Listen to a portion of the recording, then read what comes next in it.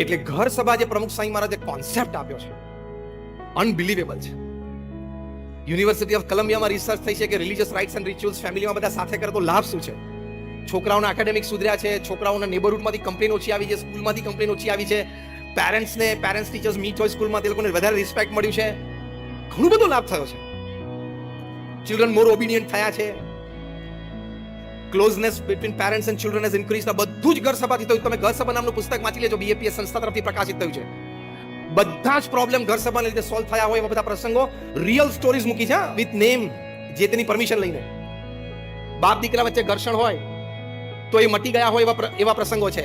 ભાઈ બંને સરખી ઉંમરના હોય ને બિઝનેસમાં સાથે આવી ગયા હોય, પછી ફ્રિક્શન રહેતું ડિસિઝન મેકિંગમાં, તો એ મટી ગયું હોય એવા પ્રસંગો છે.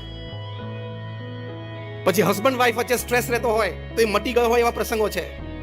Mother in law daughter in law ના ઇશ્યુઝ હોય એ મટી ગયા હોય એવા પ્રસંગો છે ઘર સભામાં સાથે બેસવાથી. અને આ બધા પ્રસંગો 2, 4, 5, 10 નથી, હજારોની સંખ્યામાં બન્યા છે. હવે આ બધી વસ્તુ સ્ટ્રેસ લાવે છે કે નહીં? Friction between husband and wife bring stress to both. Mother in law daughter in law issue, stress આવે કે નહીં ઘરમાં બધાને? પછી બંને ભાઈઓ વચ્ચે બિઝનેસ ઉપર ફ્રિક્શન, એ ફ્રિક્શન ઘરે આવે કે નહીં? આવે. સ્ટ્રેસ બધાને લાવે. આ બધા સ્ટ્રેસને મેનેજ કરવા માટેની ઘર સભા એ ઉત્તમ ઉપાય છે.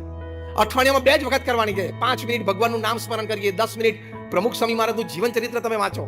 Whatever you want to learn in life, you will learn from પ્રમુખ સ્વામીઝ લાઈફ. હું આ બધા આપણે સભા બેઠી છે, I challenge and guarantee one thing.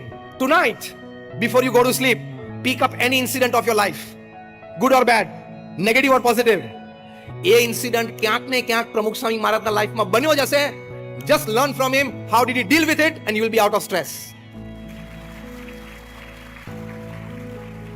આવા મહાન સંતનું જીવનમાં એનું ઊંડાણ પણ એટલું હોય, ઊંચાઈ પણ એટલી હોય. પ્રમુખ સ્વામી's life has depth and height.